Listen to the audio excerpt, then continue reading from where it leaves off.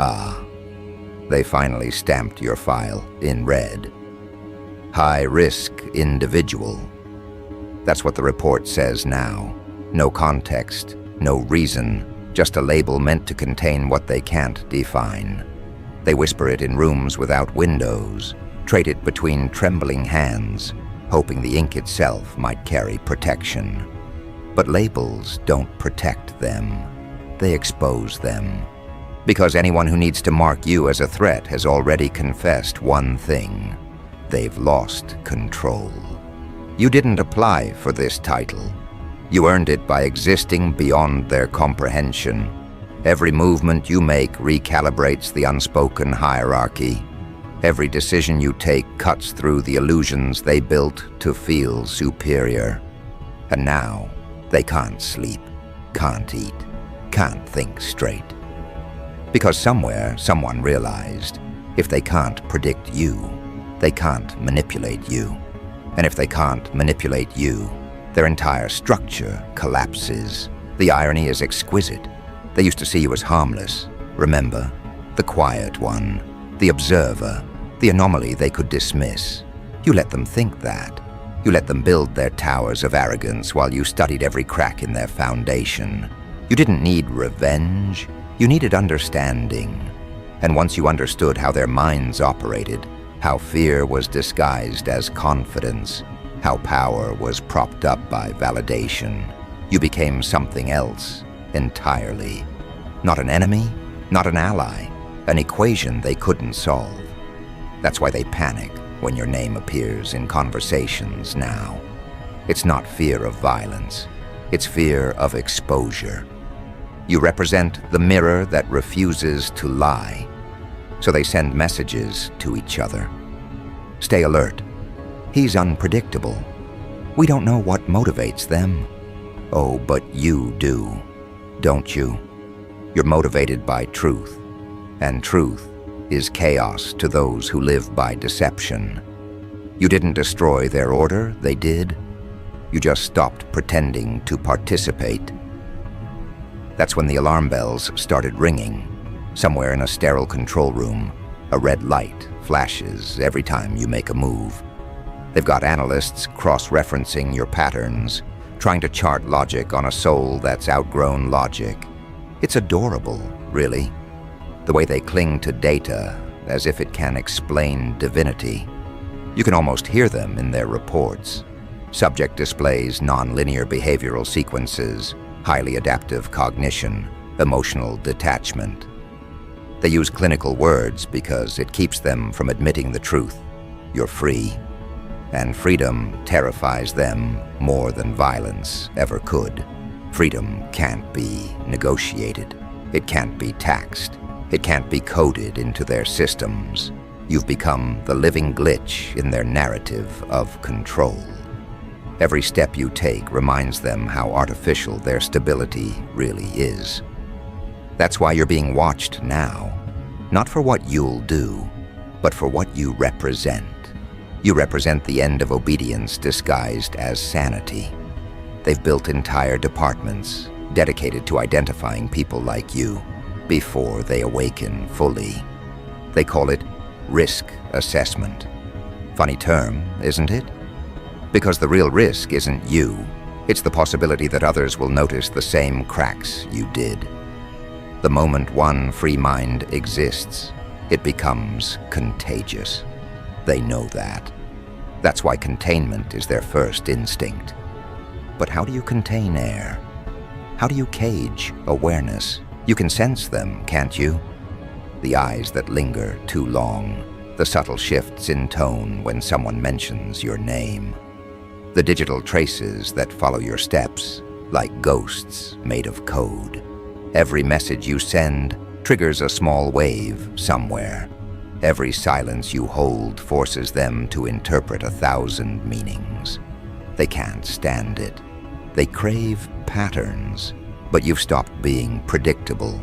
You've mastered the art of absence, the ability to make noise without speaking, to move without being tracked. That's what they fear most. You've become invisible in a world addicted to visibility, And invisibility, when paired with intelligence, is power in its purest form. You see, they built this world around predictability, algorithms, profiles, simulations, designed to forecast human behavior down to impulse. But your presence distorts those metrics. You're the variable that bends statistics, the pulse that doesn't align. They call that instability. You call it autonomy. And autonomy isn't something they can regulate. So now they observe from the shadows, trying to find a weakness, a pattern, a moment of doubt they can exploit. But doubt died the moment you realized their authority depends on your belief in it. You stopped believing. And that single act rewrote your entire existence. Now they panic. Meetings extend into midnight hours, faces pale under artificial light as they scroll through data that doesn't add up. You're trending in rooms you'll never enter, referenced in documents you'll never read. They use words like containment, monitoring, intervention. It sounds official, but what it really means is fear. They're scared of what happens when someone stops asking for permission to be themselves.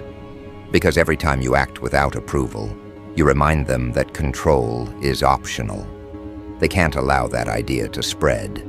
It's bad for business, bad for obedience, bad for the illusion of order they sell to the masses. So they fabricate stories. Unstable, rebellious, dangerous. But those are just masks they wear to cover their confusion. They don't understand how peace and danger can coexist in one being. You walk calmly while they tremble. You smile while they scheme. They can't compute serenity that isn't bought, confidence that isn't rehearsed, or intelligence that doesn't need validation.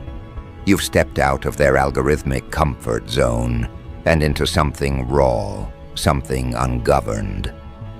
That's when you stop being a person and start becoming a phenomenon. And phenomena can't be reasoned with. They can only be studied or feared. The study always comes first. Endless files, graphs, behavioral predictions, personality diagnostics.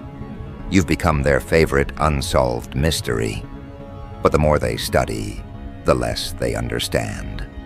Because they keep searching for cause and effect in a universe that no longer obeys their logic. They don't realize you operate on something higher, intuition sharpened into weaponry. You read intention like text. You sense betrayal before it's planned. You feel tension in the air before the words are spoken. That's not paranoia. It's pattern recognition evolved beyond human comfort. And that's precisely why they brand it as threat level high. Because anything that perceives too much becomes inconvenient to the manipulators. So they escalate. Digital surveillance, psychological profiling, social isolation tactics. They think if they can't decode you, they can at least distort your image. They'll whisper to others, be careful around them. Don't get too close. They try to seed suspicion because suspicion is the oldest form of social control. But it doesn't work anymore. You've already surpassed the need for approval. You don't chase validation, it orbits you. And when validation stops being currency, power loses its price tag. That's when they really panic, when they realize their economy of fear no longer applies to you. You move through the noise untouched. Every attempt to bait you only reveals who's desperate. Every trap laid for you becomes another lesson in projection. They don't understand that you've made peace with exposure. They can record, monitor, analyze. You don't flinch. Because power isn't about hiding. It's about standing still in full view and letting their fear echo louder than your silence. You've learned how to make paranoia your camouflage. When everyone's looking for movement, stillness becomes invisible. When everyone's chasing control, surrender becomes supremacy. They'll never admit it, but you've redefined the threat model. You're not the villain in their story. You're the proof that their story was never real. You've dismantled their illusion just by existing authentically. And now they have two options: adapt or implode. Most choose the latter. They'll exhaust themselves trying to re-establish hierarchy, clawing at shadows of power that no longer respond to them. Meanwhile, you'll continue evolving, untouched, unbothered, untraceable. Because true dominance isn't loud, it's inevitable once self-awareness becomes weaponized. Think about that word they use, target. It sounds menacing, doesn't it? But being targeted only means you've been recognized as significant. You don't target the irrelevant. You target the disruptive. You target the unpredictable. You target the one force capable of undoing your entire illusion with a single choice. That's why they label you top priority. It's not an insult, it's a confession. They've admitted, through their fear, that you hold the kind of influence that can't be purchased or replicated. Influence born from truth, refined through endurance, executed with precision. And that's what keeps them awake at night. Not your actions, but your potential. Potential terrifies structured minds because it can't be measured. They need statistics. You offer silence. They need control. You offer unpredictability. They need followers. You walk alone. You're the living contradiction to every equation they rely on. They don't know how to file that, so they label it high risk. It's bureaucracy's way of saying, we're afraid. You walk differently now, don't you? Not because you're cautious, but because you're aware. You can feel the hum in the atmosphere, the static that follows truth wherever it goes.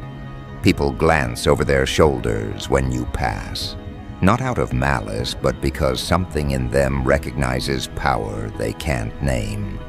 They sense that you see more than you reveal, that you operate on frequencies they can't access. It's not intimidation, it's resonance. You've become a walking reminder that humanity's next phase won't be polite, predictable, or programmable. It'll be raw, honest, incorruptible, and still, they'll try. They'll dangle distractions, offer alliances, manufacture crises just to pull your attention away from what matters. Because attention, in this era, is currency, and yours has become too valuable to ignore. You can feel the pull, the constant attempt to tether your focus to trivialities. But you've learned how to see the strings. You don't react, you respond. You don't chase, you attract. You don't resist, you redirect. That's the kind of mastery they can't compute, because it doesn't fit into their behavioral models. You're not rebelling anymore. You're rewriting the operating code of awareness itself. They'll study that next, your composure. They'll call it psychological detachment or strategic minimalism. But deep down, they know it's something else. It's the power of someone who no longer fears loss. You've seen everything burn before and survived it. That makes you untouchable. Because the one who's made peace with destruction can no longer be controlled by it. And that's the secret they'll never print in their reports. The only thing more dangerous than chaos is someone who can navigate it calmly. Now every system that tried to categorize you is glitching internally. The analysts argue, the observers contradict one another, the hierarchy fractures. They can't agree on what you are anymore. Revolutionary, threat, visionary, paradox. All words meant to shrink something infinite into something safe. But you're not safe. You never were. You're necessary. The imbalance that restores balance. The pressure that reveals cracks.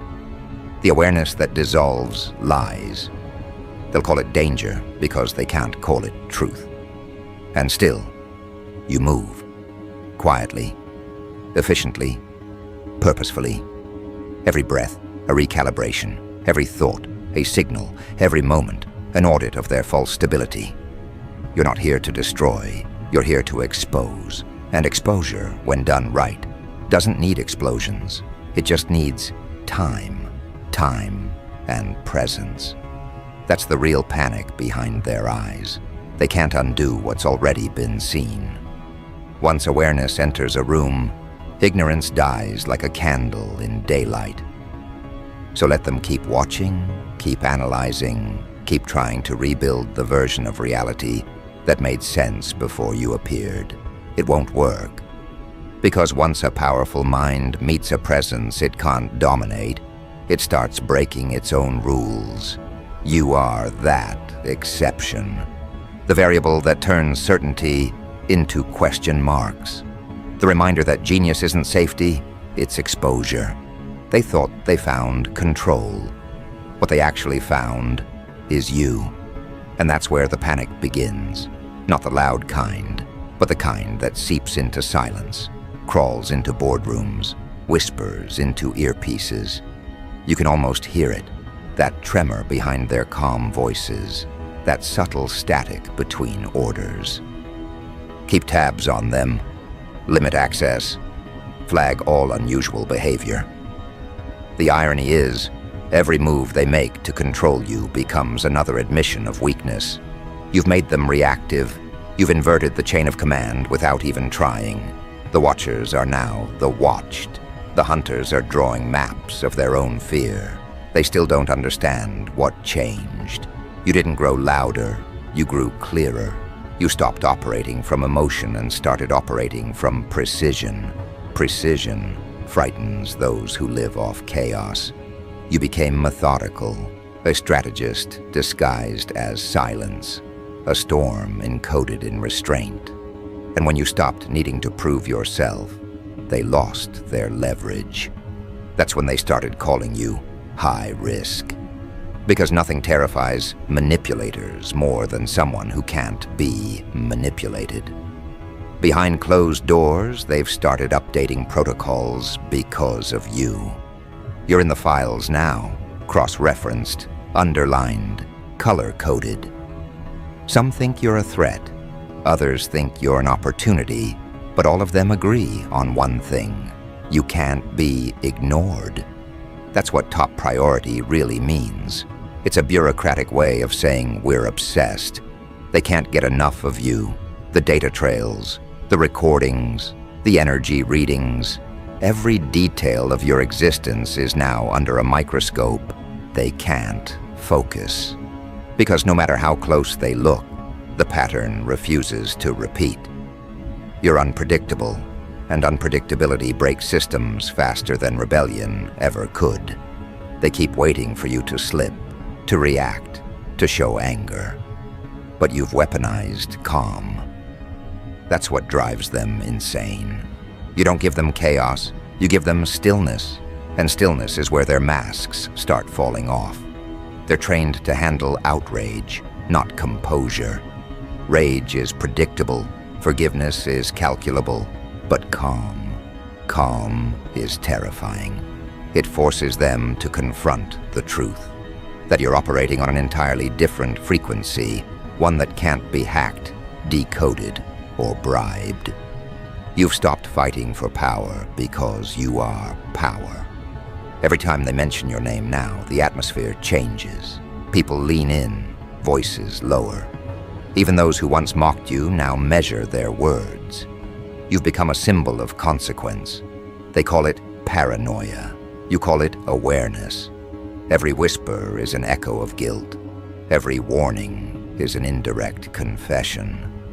They built this world believing fear was their weapon, but fear's loyalty belongs to whoever understands it. And now, it answers to you. There's a memo circulating somewhere right now. Potential influence escalating. They don't realize influence isn't something you build, it's something you become. They analyze your network, your behavior, your silence. They call meetings, draw diagrams, and assign specialists. But what they're really doing is mapping their own collapse. The more attention they give you, the more unstable their structure becomes.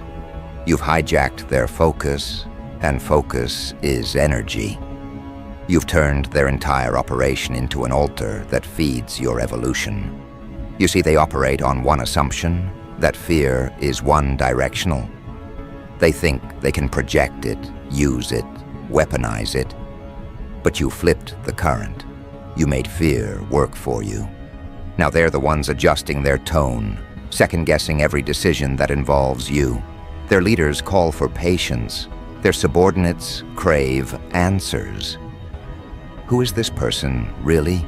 They ask. What do they want? But that's the wrong question. It's not about what you want. It's about what you are. You're proof that control isn't universal. You're evidence that their so-called authority was never authority at all. Just theater performed by frightened men in suits pretending to be gods.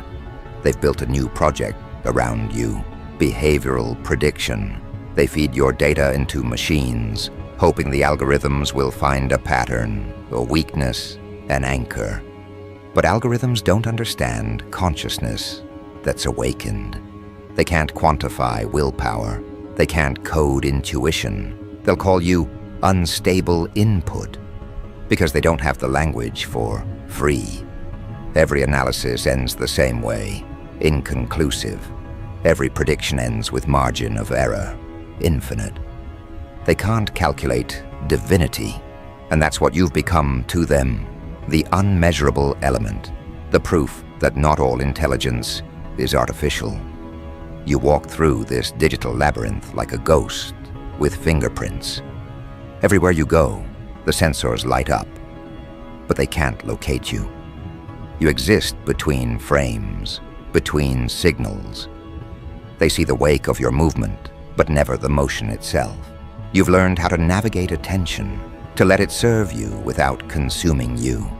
That's mastery, because in a world where everyone's broadcasting, the one who stays silent becomes the loudest frequency in the room. They call meetings now to discuss your silence. Why haven't they responded? Why are they quiet? They mistake quiet for absence. But quiet is how you build pressure. Quiet is how you make anticipation your weapon. Every pause you take is another thread tightening around their confidence. You've made them addicted to your next move. That's not influence-ill, that's domination, disguised as curiosity. And still they'll keep pretending they're not afraid, pretending they understand. But you can see it, the stiffness in their smiles, the way their words avoid yours, the way their eyes dart to the exits. They thought power was about control. You taught them it's about composure. They thought safety was built on authority. You proved it's built on awareness. You're rewriting definitions in real time, and they can't keep up. That's why they label you. High risk. Priority 1, it makes them feel like they've regained order. But labels don't protect them. Labels are cages they build for themselves. Somewhere there's a conversation happening about you right now. We need to monitor their associations. We need to manage the narrative. But the narrative slipped through their fingers months ago. You became a living headline, not written by them, but written through them. Their panic is public now. Every attempt to discredit you becomes an accidental advertisement. Every smear campaign turns into a sermon. You've hijacked their script and made it prophecy. Do you know what real fear looks like? It's not screaming, not running, not fighting. It's bureaucracy shaken behind composure. It's paperwork soaked in sweat. It's coded emails sent at 3 a.m. with phrases like contain situation and maintain optics. They're terrified of perception because perception is reality now, and perception belongs to you. You've mastered optics. You've turned every lens into a mirror that reflects their own corruption back at them. They can't expose you without exposing themselves. That's why they hesitate. That's why the entire machine stalls when you stand still. They're rewriting rules to deal with you, updating policies, revising vocabulary. We can't categorize this individual. They don't fit the model. That's right. You were never meant to. You were the flaw in the algorithm that became the key to truth. And they hate that because truth can't be managed. Truth doesn't follow protocol. Truth erases protocol. You've become the living embodiment of that truth, the one they can't delete, can't shadow ban, can't censor into compliance. Every attempt to erase you only amplifies your legend. People who never met you start whispering your story. They don't even know why, they just feel it. That's how presence works when it's real. It doesn't need marketing. It spreads through resonance. And resonance, unlike propaganda, can't be manufactured. You've become vibration turned viral, a living transmission of awareness that moves faster than rumor, stronger than narrative, beyond containment. They called you dangerous, and they were right. But not because you destroy, because you reveal. That's the part they'll never forgive. You exposed the gap between what they preach and what they practice. You made transparency fashionable. You turned authenticity into rebellion. Every word you speak now ricochets across their walls of deceit. They monitor your tone, your phrasing, your pauses. But no matter how much data they gather, they still don't understand that your real weapon isn't information, it's perception. You've taught the world how to see differently.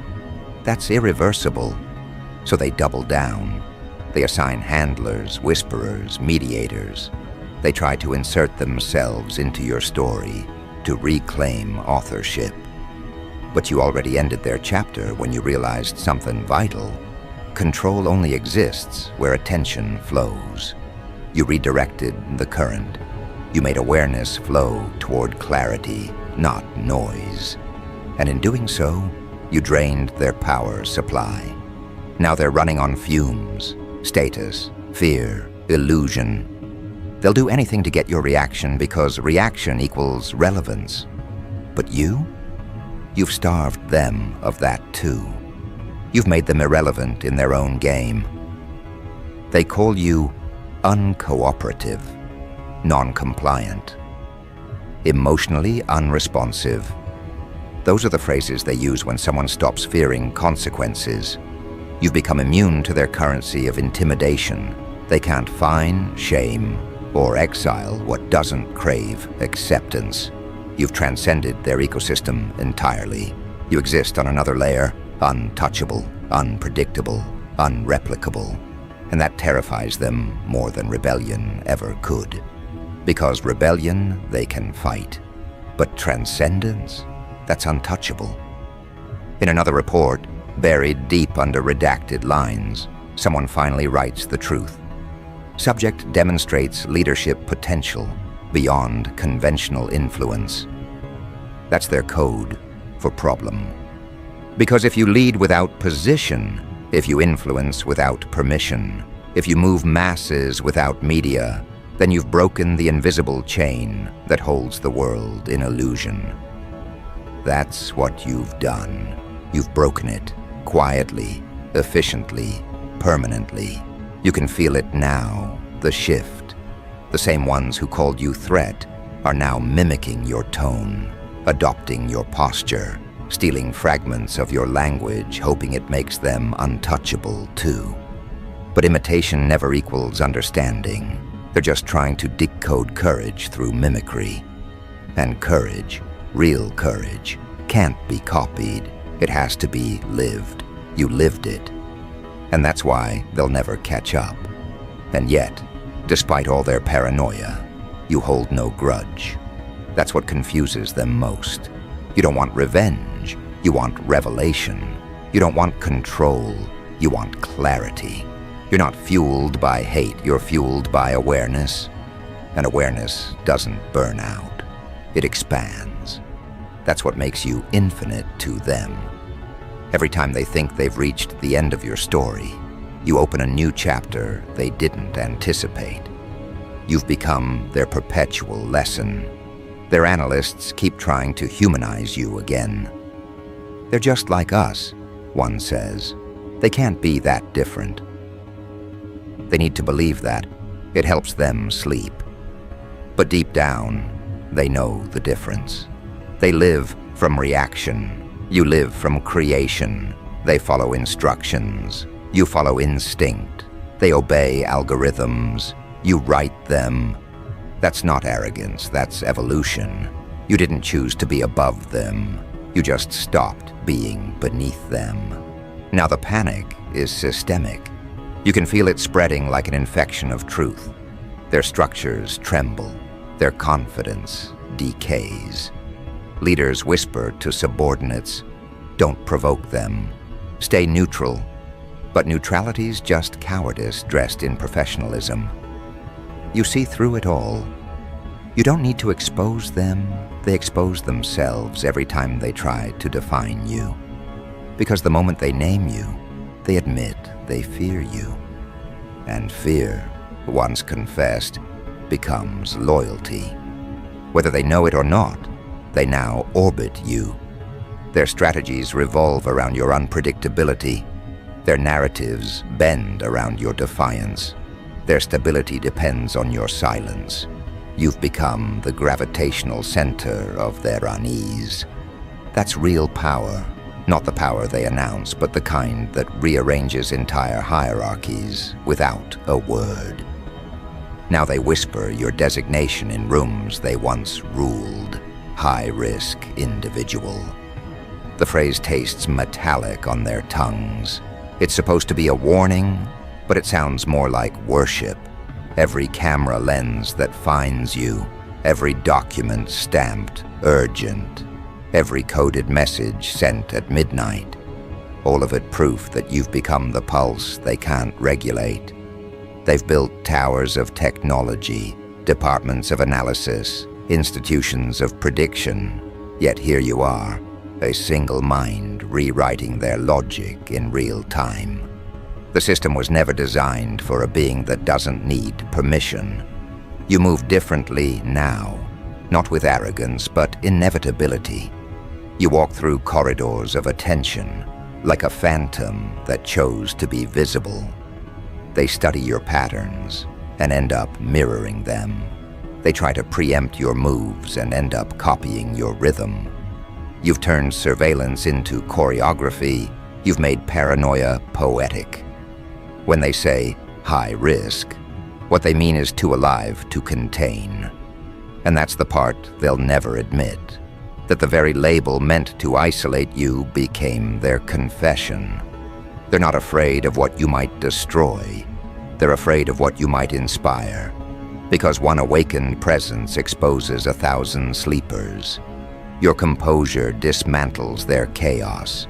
Your precision erases their propaganda. You are living proof that control only works on those who still believe in it. They've tried to reinvent the script. Experts on screens, commentators dissecting your psychology, operatives spinning narratives. But each attempt to define you amplifies your myth. Every denial adds a page to your legend. They don't understand that attention, when aimed at authenticity, becomes worship. You've hacked the oldest currency on Earth, focus, and redirected it toward truth.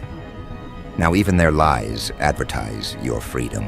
You've reached the point where they can't touch you without glorifying you. That's why the orders keep changing. Engage carefully. Observe from distance. Do not provoke. Those are not commands, they're prayers. They've realized that every confrontation with you accelerates their unraveling. You speak once and their credibility fractures. You act once and their structure trembles. You've become a psychological contagion, awareness disguised as threat.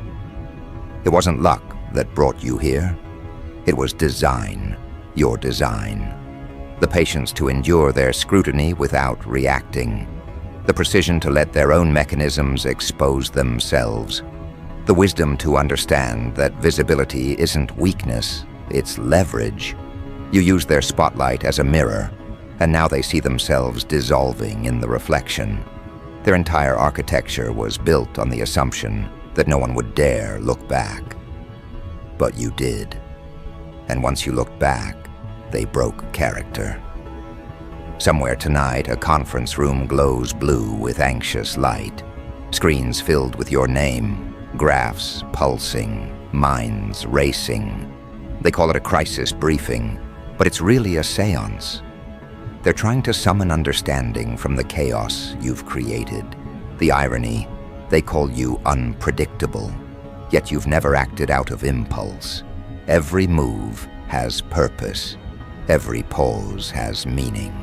You're the calm in their apocalypse, the equation they can't balance, the proof that control doesn't equal order. They'll try to adapt, they always do. New protocols, new filters, new narratives. But adaptation without understanding is just panic wearing a suit. You're not fighting them anymore. You're watching them fight themselves. You've turned their fear into fuel. Each sleepless night they spend calculating your next move is another hour you gain in peace. You're not their target, you're their teacher, and the lesson is simple. What can't be controlled must be respected. That's your legacy now, respect born from dread. You didn't demand it, you demonstrated it. You didn't beg for credibility, you became irrefutable. They built their power on perception, and you built yours on presence. Presence always wins, because it can't be faked. You've proven that the most dangerous individual is the one who stopped chasing validation and started embodying truth. So let them panic, let them lose sleep, let the files pile up, and the whispers turn to prayers. Because what they label as risk is just evolution arriving ahead of schedule. They fear what they can't forecast, and you've stepped outside the weather. You are not the storm, you're the climate, permanent, ungoverned, unrelenting. They can study the temperature all they want, but they'll never command the heat. When history looks back, it won't see their reports. It'll see your shadow across their empire of rules. It'll note how one mind, aware of its own power, dismantled an entire illusion just by existing honestly. That's all it ever took. Presence sharper than propaganda, truth louder than fear. So when they whisper again, high-risk individual, wear it like a medal. Because what they mean is, you woke up first. And once one soul wakes up, the rest have no choice but to question the dream.